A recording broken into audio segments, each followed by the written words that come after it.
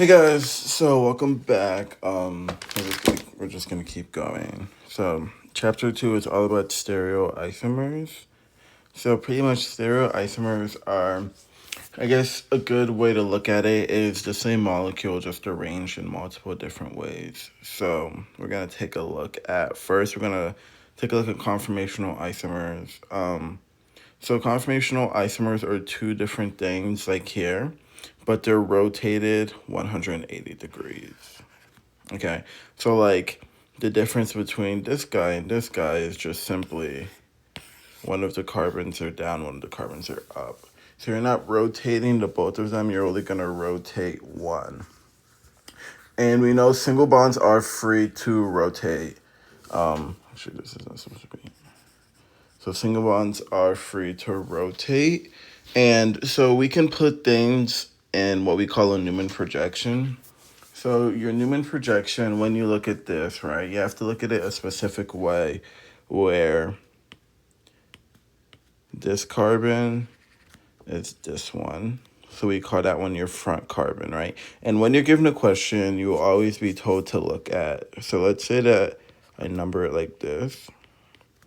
You'll be told to look down 2C, 3C bond. Okay. And then the back carbon is actually all of this. Okay. So this is the back carbon. So that meaning that this here is carbon 2, and then this here is carbon 3. And then you just put on the attachments that you see here. Bang, bang, and then there you go. So that's how you would draw a Newman projection.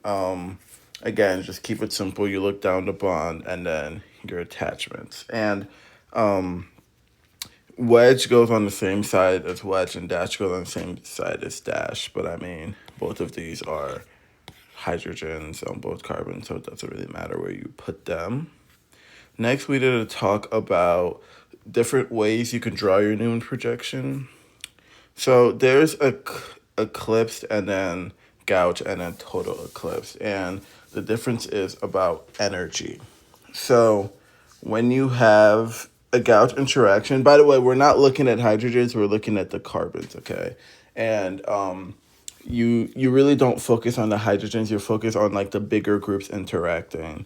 So actually, before we go through that, there's two different ways to have your Newman projection. So when you do Newman projections, like I was saying, is you have two different forms. You have eclipsed and then you have staggered. Okay, so your eclipsed form looks like this, and then your staggered form looks like this. Okay, we don't even actually need this. So eclipsed is when they're directly overlapping here. Right, they're very close to each other. They're directly overlapping. And staggered is when they're not overlapping. And then there's two different types of staggered formation. So there's a gouge interaction or gauche, depending on who you talk to. And those are 60 degrees interactions. But then we also have something we call anti. So your anti would have 180 degrees.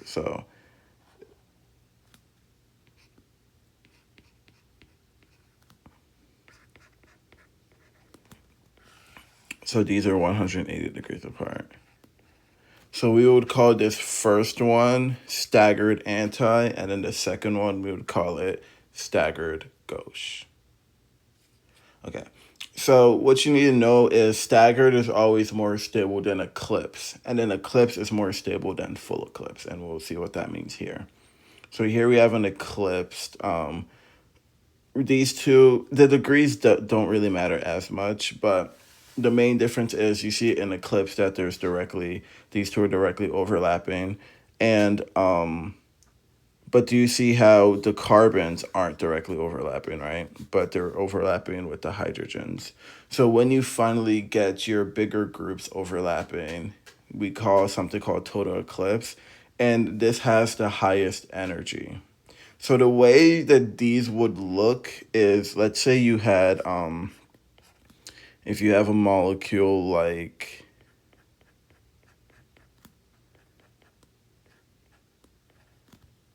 sorry, this is dash here. See,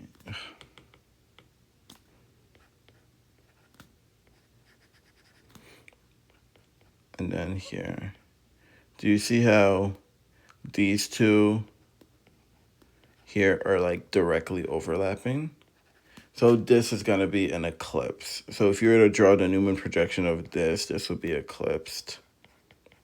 But if you had something like this,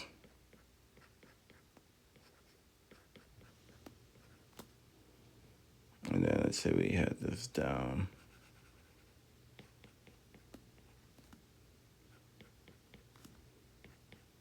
this would be staggered. Okay. So that's pretty much everything you need to know about Newman projections. And then the last thing is you're going to be given questions on like ranking them. So you just need to understand that staggered is more stable than eclipse. And then eclipse is more stable than total eclipse. So if you were to be given, like there's some MCAT questions that will literally give you something like this, actually. I stole this from the Kaplan book. And then they'll ask you to rank each one by which one is more stable. So you definitely, like, this is a star concept. Like, let's call it high yield. So that's high yield for sure. So next we're going to go over configurational isomers. And before we do that, we need to go over what it means for a molecule to be chiral versus achiral. So a chiral is a mirror image that cannot be superimposed. So like just meaning that you can't overlap them together, right? Like if you try to put if you're like looking in a mirror, it's going to be opposite of what you are.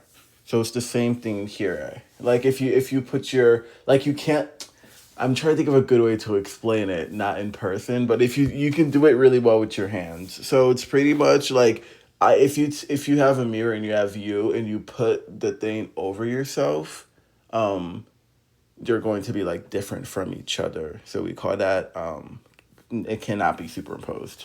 Sorry, that might have been really confusing. And obviously achiral is just going to be the opposite. So a chiral center is one carbon connected to 4 different things, okay? And that's really key. This is, again, I would say, like, this is another one where it's like you should definitely know what this is. Yeah, so you can get questions asking you, like, if I gave you a question like this. If I gave you a question like this.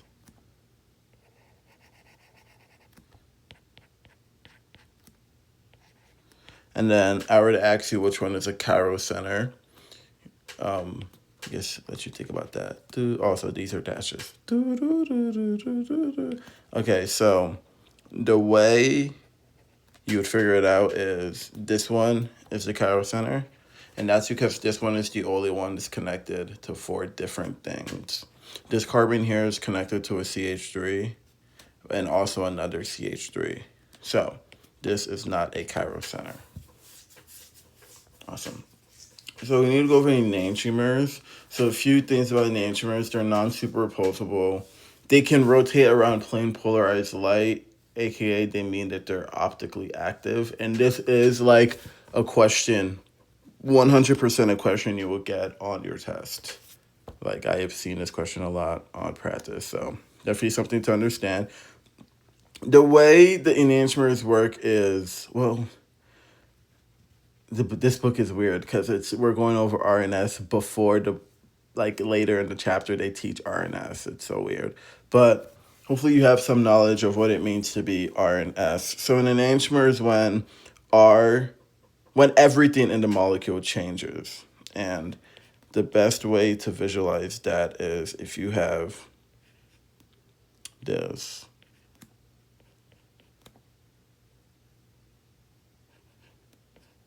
And I were to ask you to draw the enantiomer of it, you would change both you would change the rotation of everything on the molecule.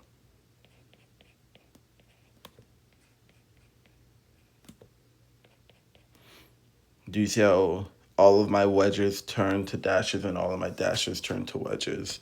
So hypothetically, I'm not going to check if they're RNS, but if this was RR, this would now be SS. So that's pretty much all they are. And these are one of the easier ones to recognize because you can really just look at the molecule and see how it changed.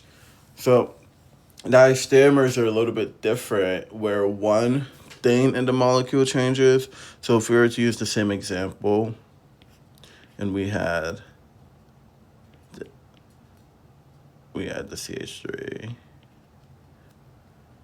Wait, why didn't I just... So if we were to take the same example here and we have this guy, and then I were to draw a diastereomer. So a diastereomer is when one thing changes, like just one thing. So these guys would stay the same, but now this guy will change. So do you see how one chiral center? So a diastereomer is when one chiral center changes, and then you could have multiple diastereomers. So the equation is 2 to the power of n, and n is number of chiral centers, okay? So in this case, we have 2 chiral centers, so it'll be 2 to the power of 2 equals 4. And then this is going to tell us we can have 4 different molecules. Okay, and I guess we can low-key draw all 4. So you can have a molecule that looks like this. And then, okay, no, we're not going to draw all 4. But you could definitely, okay, fine, we'll draw all 4. So you can have a molecule that looks like this where only this side changes. You could have a molecule that looks like this. And I guess I can highlight everything that changed. So this chiral center changed to there, okay? And then you could have a molecule where the other side changes. Only this guy changes. So now this would be, but then this guy stays the same. So this is another molecule. And then each of these molecules can have chiral centers of their own. I mean, can have enantiomers of their own. So you can actually get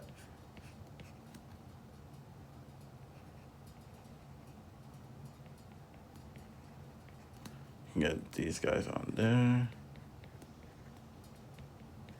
And then you can also get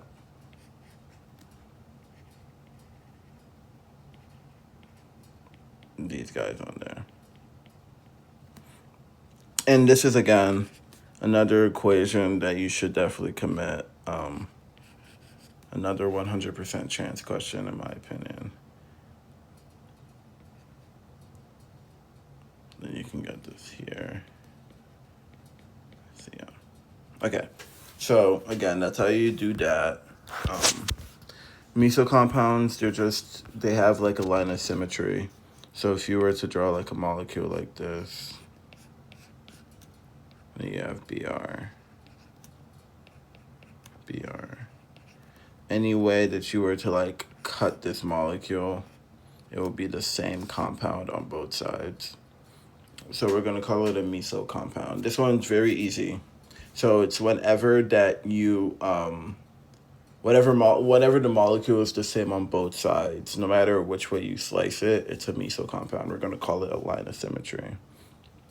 So cis-trans isomers, these are pretty easy. You also see them as geometric isomers. I've seen both. But literally, this is just you change from the cis form, which is this guy, to the trans form. And yeah, those are your geometrical isomers. And that's about it for chapter 2.2. Long video, long chapter. Thanks for bearing with me. A little harder to teach on my end, but it wasn't too bad, right, guys? All right, I'll see you in the next one.